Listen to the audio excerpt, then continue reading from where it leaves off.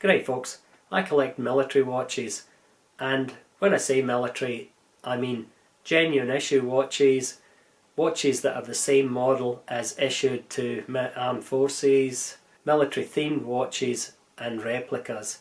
Anyway, you don't really want to be looking at my face. Let's have a look at this latest watch that I've got hold of that I'm really quite happy to have in my collection. Before I move on to the Timeworn A-11 replica, I'll just show you my rules of engagement when it comes to collecting watches. This guy here is a genuine Royal Air Force issued watch. Next is a Citizen that's the same model as issued to Royal Navy divers. That guy's a military themed watch. It's a Royal Marines Commando collaboration watch. I guess they just do that because they can. This is an AliExpress Boltony, and it's based on the Dirty Dozen watches of World War II. And this guy is a Franken watch. It's been made using new old stock case, dial and hands. The movement inside it is an Elgin, and it was made between 1952 and 1954. Although you try and stick to your rules as far as watch collecting is concerned, there's always something will catch your eye and lead you astray. Dan Henry,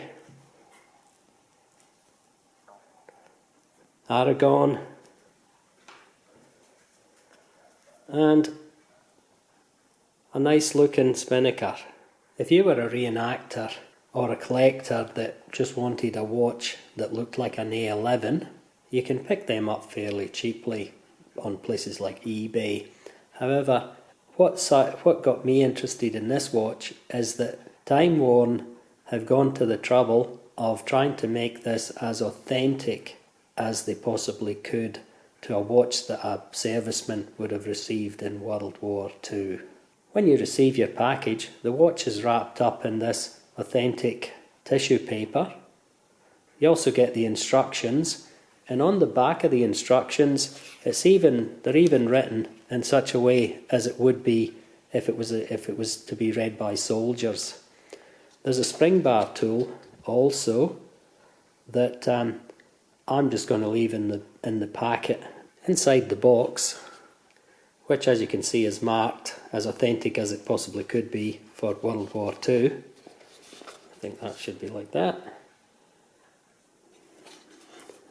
As I say, inside the box is cotton wool, and that reminds me of the cotton wool I used to see when I was a kid back in the early 1960s.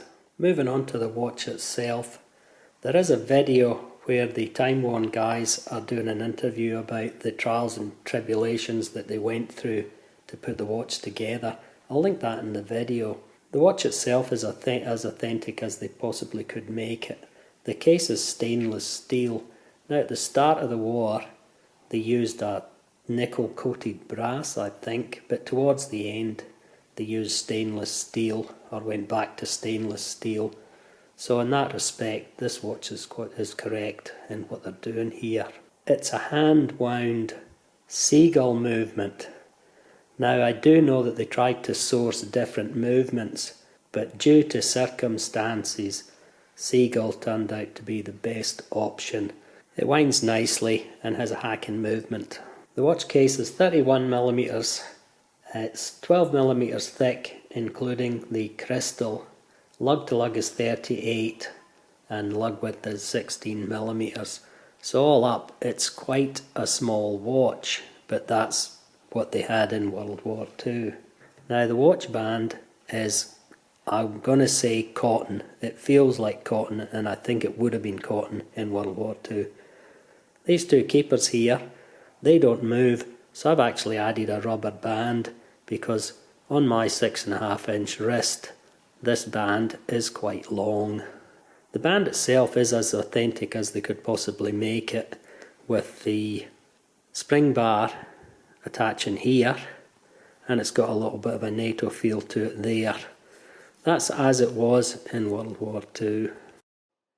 On the case back, it has the markings that you would expect to see on a military issued watch. And this is it on my 6.5 inch wrist.